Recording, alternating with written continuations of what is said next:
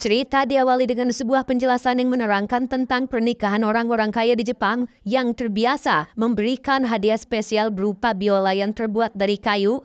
Ini bukan tentang pernikahannya, tetapi tentang kayu cendana merah yang menjadi bahan utama pembuatan biola tersebut.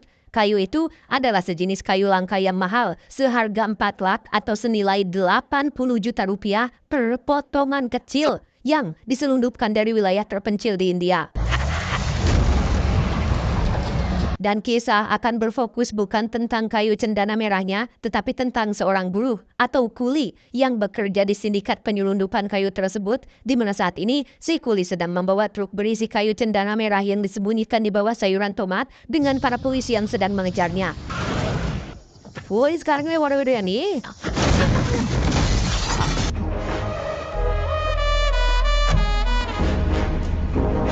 Nambah bulu sande tiga.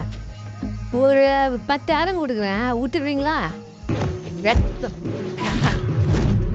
Dan ya, sembari menghajar para polisi, si kuli terus menaikkan nilai suap atau sogokan agar diizinkan lewat. Namun karena mereka adalah para polisi jujur yang tidak tertarik dengan uang 1, 2, 3 juta rupiah, mereka pun tetap menangkap si kuli untuk dibawa ke kantor polisi. Dalam perjalanan ke sana, si kuli memberikan penawaran terakhirnya yaitu 1 lak atau senilai 20 juta rupiah bukan untuk semuanya, tapi untuk per satu kepala. Sehingga apa yang terjadi? Tak lama setelah temannya datang, si kuli langsung memberikan uang suap yang dijanjikan, di mana para polisi ini langsung melepaskan si kuli begitu saja. Dan saat ditanya namanya siapa, si kuli pun menjawab, Puspa. Dan inilah Puspa tidak pakai titik Rise Part 1.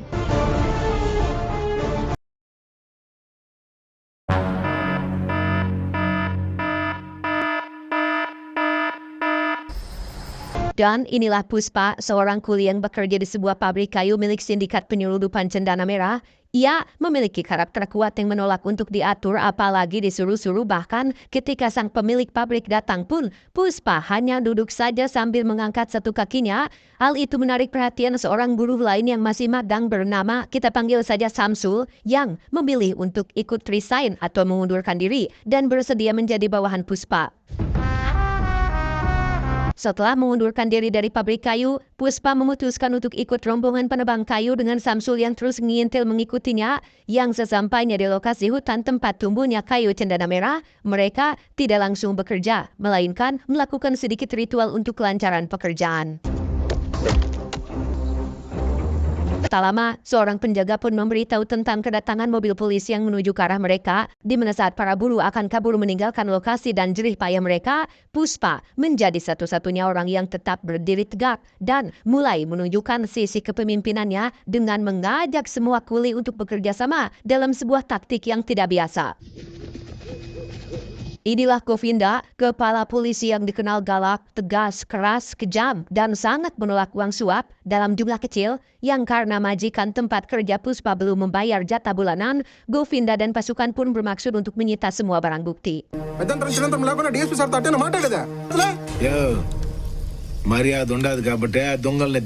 Entah dari mana datangnya nyali besar yang Puspa miliki, ia sedikit pun tidak gentar ketika Govinda menodongkan senjata api, yang karena anak buahnya tidak menemukan satupun barang bukti, Govinda tidak punya alasan untuk menangkap mereka semua.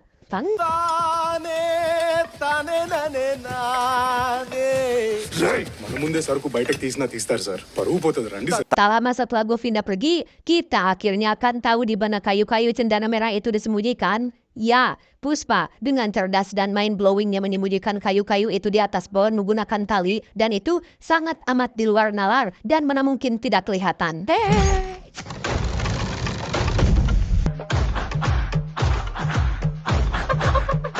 Setelah menurunkan semua kayu, Puspa dan para buruh pun langsung menyetorkannya pada sang majikan dengan upah yang terbilang sangat kecil dibandingkan dengan resiko yang harus mereka hadapi. Di mana Govinda rupanya kembali lagi dengan membawa lebih banyak pasukan dan terjadilah kerusuhan ketika para kuli melakukan perlawanan. Jangan pada kalian. Oh no! Dan ya, di tengah kisru yang tengah berlangsung, Puspa membawa lari truk berisi muatan kayu tersebut yang setelah terlibat kejar-kejaran selama beberapa saat, Puspa ujung-ujung menyerahkan dirinya dengan mobil truk yang sudah menghilang entah kemana. Di kantor polisi, Puspa diinterogasi terkait di mana ia menyembunyikan truk dan kayu cendananya. Namun luar biasanya, Puspa sama sekali tidak menunjukkan kelemahannya. Yang ada justru malah ia tertawa dan meminta seorang petugas untuk membawakan segelas air.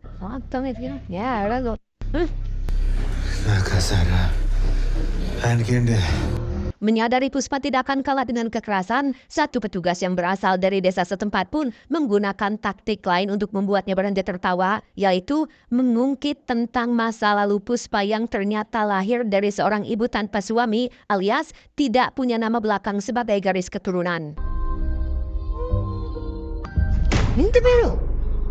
Karena Puspa terus menolak buka suara, ia pun dibawa menemui Reddy bersaudara. Mereka adalah keluarga penadah kayu cendana yang cukup berkuasa, bagian dari sindikat besar penyelundupan yang ada di India. Yang pertama ada Jali Reddy, sosok cabs yang sudah merenggut kesucian hampir semua gadis desa yang dianggap paling cantik. Kedua, ada Jaka Reddy, mungkin bisa dibilang paling pintar dan ada otaknya dengan menjalankan bisnis tetap lancar. Dan ketiga, sekaligus terakhir, ada sang kakak tertua bernama Konda Reddy, saudara paling kejam dan bengis yang tidak segan-segan melakukan tindakan kekerasan bahkan pembunuhan terhadap siapapun yang berani mengganggu bisnisnya.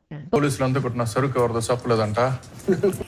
నా మాసానికి 5,000 కన్నా తక్కువ నా జీతం. Di depan Jali dan Jaka, Puspa dengan santainya meminta 5 lak atau sekitar 100 juta rupiah apabila mereka menginginkan kayu cendana tersebut, yang karena Puspa bukan tipikal orang yang mudah terintimidasi oleh sosok besar seperti keluarga Reddy, Jala dan Jaka pun menyetujui permintaan tersebut. Rajale, hey, yang jangan dimakai sok. Yon tamatlar tu notel tani ko, onda Reddy tamut lo. Songti purus tanat kodaka.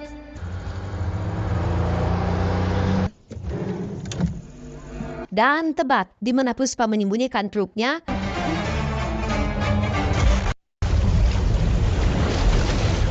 Ya, Puspa ternyata menyembunyikan truk tersebut di dasar sumur besar. Tak lama setelah uangnya diserahkan, Puspa mendapat sedikit penghinaan saat Jali melemparkan uang sebagai ongkos pulang, saking tidak maunya Puspa masuk ke dalam mobil pribadinya. Tapi, ini salah. Tak terima direndahkan harga dirinya, Puspa langsung membeli mobil serupa menggunakan uang yang ia terima. Tak hanya dibawa ke rumah dan mengajak ibunya berputar-putar, Puspa juga pergi ke kediaman keluarga Reddy bersaudara untuk bisa bertemu langsung dengan Konda, sang kakak tertua. Masih dengan modal nyali, kecerdasan, dan kemampuan bernegosiasi, Puspa berhasil membuat Konda takjub saat ia memiliki ide brilian untuk membawa kayu cendana merah tanpa takut dicegat polisi, yaitu dengan memodifikasi truk pembawa susu dan menyembunyikan kayu-kayu tersebut di bagian bawahnya.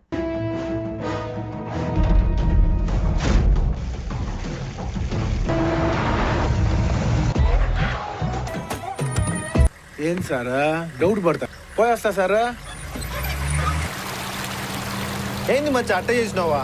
Setelah berhasil melewati pos pemeriksaan, Puspa yang membawa sendiri truk itu pun tiba di sebuah kuil untuk menyerahkan susu tersebut kepada para warga, yang mana disinilah untuk pertama kalinya Puspa bertemu dengan Stallone, ibu dari anak-anaknya. Dialah Sri Vali, kita panggil saja Sri, seorang gadis cantik, putri dari seorang kuli yang juga bekerja untuk keluarga Reddy, yang langsung membuat Puspa jatuh cinta pada pandangan pertama. Akan ya?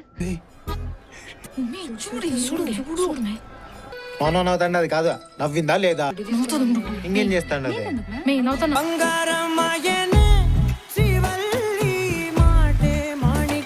Setelah ratusan kayu cendana berhasil melewati para polisi setempat, kayu-kayu itu tidak langsung dikirim ke pelabuhan, melainkan ada orang lain yang berperan mengurusi itu semua. Dialah Mangalam Srinu, sosok yang bertugas dalam penjualan dan satu-satunya orang yang punya koneksi dengan orang di pelabuhan. Ada jadi apa? Aduh, boleh juga ya? Ya bro, apa sama kayak mawa? Tak lama setelah Mangalam pergi, ada sesuatu yang kukurumuyan di dalam tanah, yang ternyata itu adalah orang kepercayaan Mangalam yang ketahuan menyalip uang jalan, sekaligus membuktikan betapa kejam dan tidak berperasaannya sosok si Mangalam ini.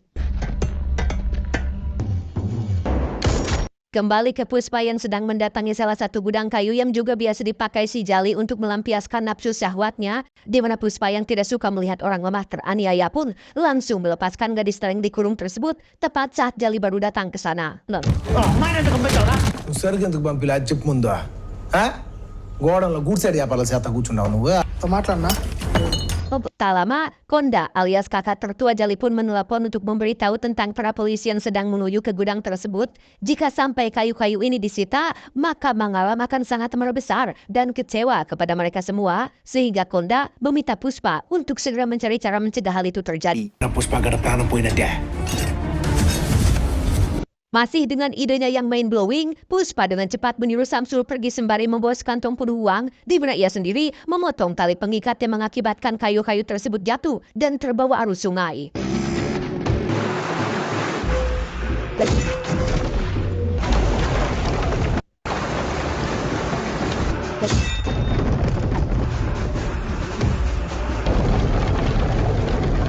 Entah jenius atau hanya beruntung saja, Puspa tampaknya menerapkan moto John Wick yaitu Fortis Fortuna Adiuvat yang artinya keberuntungan hanya berpihak pada yang berani. Puspa memberikan Samsul uang ternyata adalah untuk menyuap petugas bendungan agar menutup saluran air supaya kayu-kayu tersebut bertahan di sana.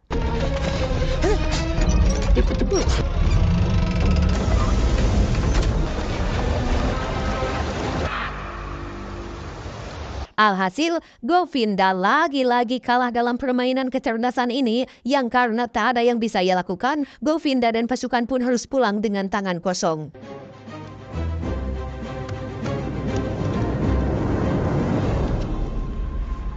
Beberapa hari setelah kayunya berhasil diselundupkan dan semua orang cair besar, Puspa diundang ke pesta yang diadakan oleh Mangalam. Di situ Puspa tak sengaja mendengar percakapan anak buah Mangalam yang membahas terkait harga kayu tersebut yang ternyata dijual miliaran kepada orang di pelabuhan. Mengetahui Mangalam ambil untung lebih besar daripada mereka yang kerja kasar dengan nyawa sebagai taruhan, Puspa pun langsung mengadukan hal itu kepada Konda.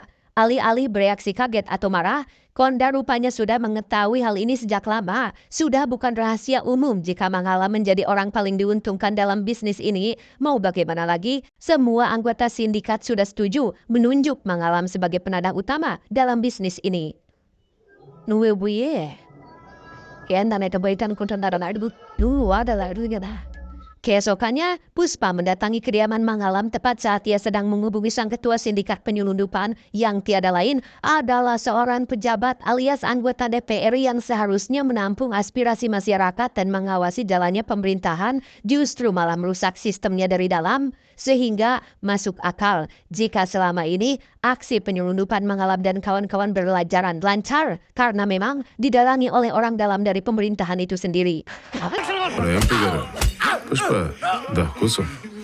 Kedatangan Puspa bertepatan dengan Mangalam yang sedang menghabisi seorang pemuda yang dicurigai telah mengkhianatinya. Pemuda itu pun dieksekusi oleh adik ipar Mangalam yang bernama Mogil dengan ciri khasnya yaitu silet yang selalu diletakkan di dalam mulutnya. Ointur with a black and jabrones Nora. Dan jika Mangalam and the gang mengira Puspa akan gugup menyaksikan kekejaman tersebut, maka mereka sudah salah besar. Justru, kedatangan Puspa ke sini adalah untuk memberitahu kenaikan harga beli dari yang tadinya 1 ton kayu cendana dihargai 500 juta, sekarang menjadi 1 crore atau senilai 2 miliar rupiah lebih. Sehingga betapa syoknya Mangalam dan semua orang mendengar ucapan yang keluar dari mulut si Puspa ini. Ya.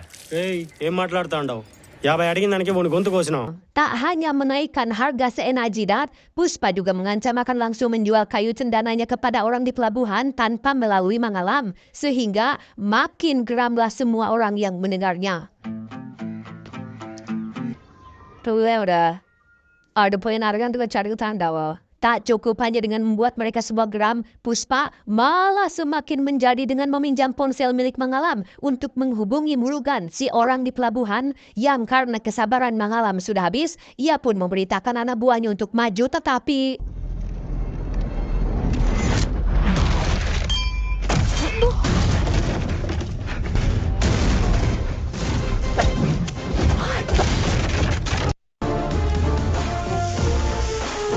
Setelah membuat mengalam CS bungkam, malam harinya Puspa langsung pergi ke pelabuhan untuk menemui Murugan, yang setelah memberikan sampel kayu cendana merah berkualitas tinggi, Murugan akhirnya sepakat untuk membeli semua kayu yang Puspa bawa.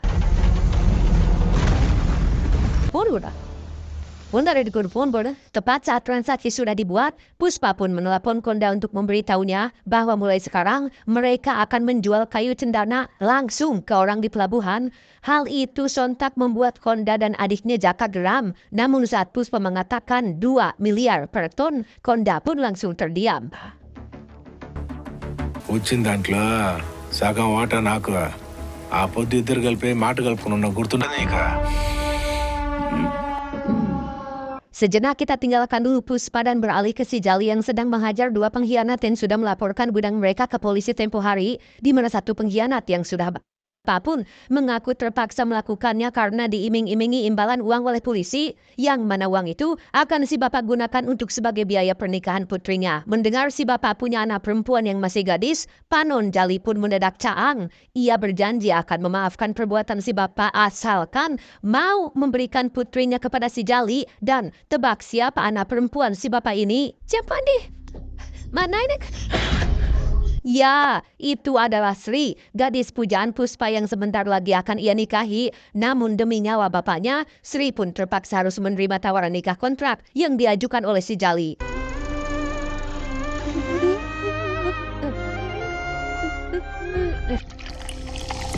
బయటకు పోయే బీర్ తాగి బిర్యానీ తినేసి పొద్దున్న చేసుకోవచ్చులే కానీ పదండ్రా Setelah memakai baju pernikahan, Sri tidak langsung pergi ke tempat si Jali, melainkan menemui Puspa yang kebetulan sedang berada di rumahnya.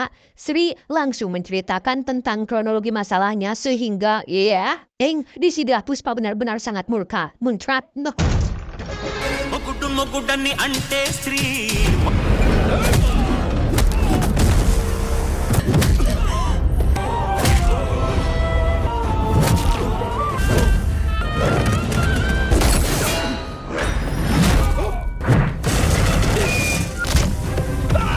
Ya, bertepatan dengan seluruh anak buahnya yang disuruh keluar, Jali pun dihajar habis-habisan oleh Puspa yang amarahan, yang setelah Jali terkapar tak berdaya, Puspa pun kembali menggunakan otaknya dengan mengatakan bahwa seorang pria sejati selalu menyelesaikan masalahnya sendiri, sehingga secara tidak langsung, Jali tidak akan mengadukan apa yang terjadi malam ini kepada 2 saudaranya, yaitu Konda dan Jaka, karena tidak ingin dianggap sebagai pria pengecut.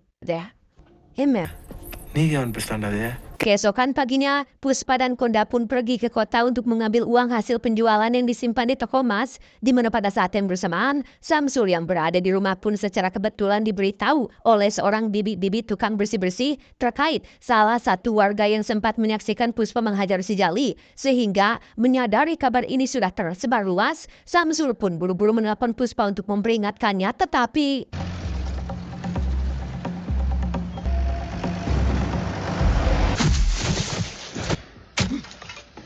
ya, di luar rencana, Konda sudah mendengar kabar tentang Puspa yang menghajar adik bungsunya. Dengan kondisi kepala ditutupi dan akan dieksekusi, Puspa masih saja bisa tertawa dalam detik-detik krusial ini, yang tepat saat Konda akan menembak kepalanya, tiba-tiba,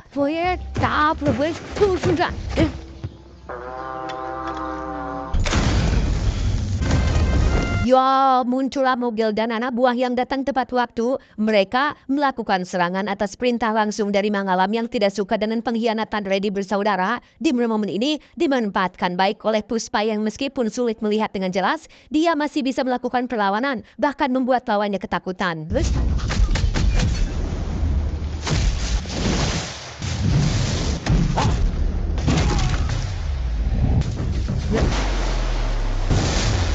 Tak lama setelah Puspa berhasil melepaskan ikatannya, muncullah Samsul dengan sepeda motornya. Tepat di sisi lain, Jaka menjadi orang terakhir dari kelompok Reddy bersaudara yang masih hidup, di mana saat mobil akan membunuhnya, tiba-tiba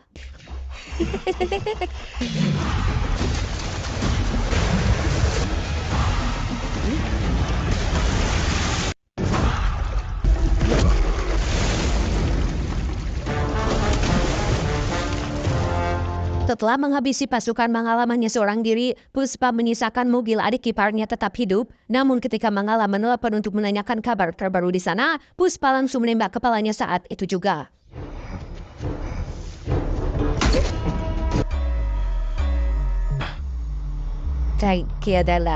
Keesokannya di acara pemakaman Kondaredi, semua anggota sindikat pun dikumpulkan termasuk Mangalam yang datang terakhir, dipimpin oleh sang ketua, yaitu Bapak Pejabat anggota DPR yang terhormat.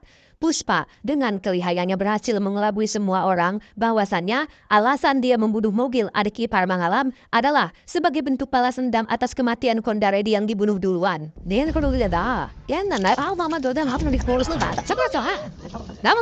Tak hanya membuat alibi yang masuk akal, Puspa juga mulai memprovokasi semua anggota sindikat untuk menyudutkan Mangalam yang selama ini terlalu mengambil untung banyak, di mana Bapak Pejabat sebagai sang ketua yang ingin terlihat bijak dan adil pun mulai memihak Puspa dengan semua penjelasan masuk akalnya. Dalam waktu singkat, Puspa berhasil mengambil hati Bapak Pejabat dengan iming-iming keuntungan yang jauh lebih besar dari yang biasa ia dapatkan selama ini, yang pada akhirnya Mangalam pun dipecat dari jabatannya sebagai bagian penjualan dan menyerahkan jabatan tersebut kepada Puspa yang notabene adalah orang baru di bisnis ini.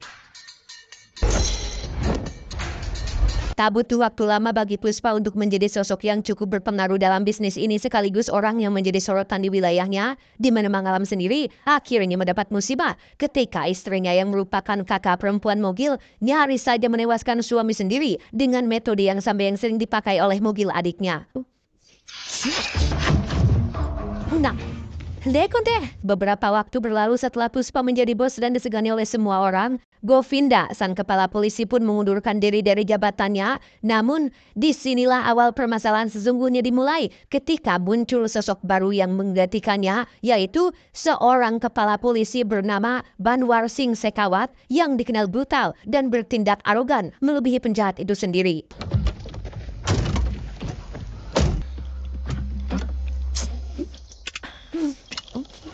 It's the Avena. Also.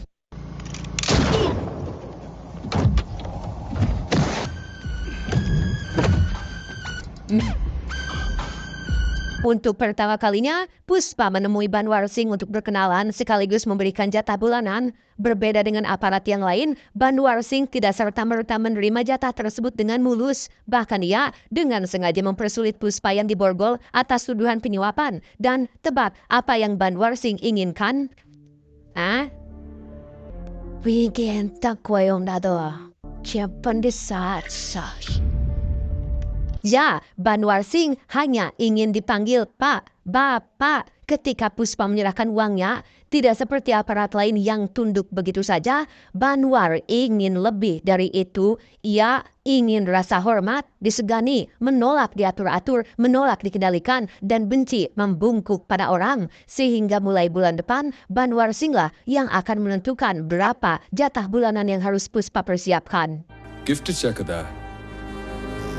Party leda Puspa. Sejak hari itu, Puspa menjadi sangat baik kepada Banwar Singh. Ia memberikan apapun yang dimintanya layaknya seorang pembantu, seperti hadiah, barang, uang, dan lain sebagainya. Bahkan tepat di malam pernikahannya dengan Sri, Puspa memilih untuk menemani Banwar Singh minum-minum di sebuah bukit. యాడ్రా పుష్ప యాడికి పోయినాడు ముహూర్తానికి టైం అవుతుండది. Dan jika Anda mengira mereka berdua akan menjadi teman baik dan bekerja sama dalam kejahatan, Anda sudah salah besar. Ingat, sejak awal Puspa punya prinsip kuat untuk menjadi seseorang yang tidak ingin berada di telunjuk orang lain. Kebaikan yang Puspa berikan kepada Banwar Singh selama ini hanyalah sebuah rencana untuk bisa berada sedekat ini, karena niat Puspa yang sebenarnya adalah untuk membuat Pak Banwar kena mental dan pulang dengan kondisi dipermalukan. ఇందులో దా మీరన్న మాటలకి నేను పిండదే నా ఒంట్లో పారే మా నాయన రక్తం ఏంద్ర అర్థం ఏంటే గొడ్డలోడ తీస్తా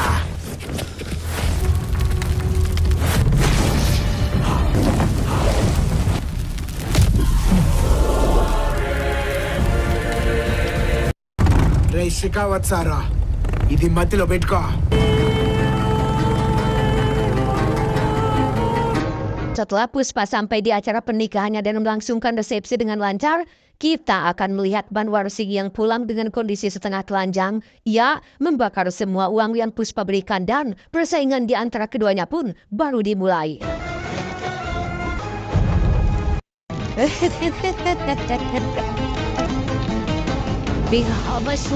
Tamat.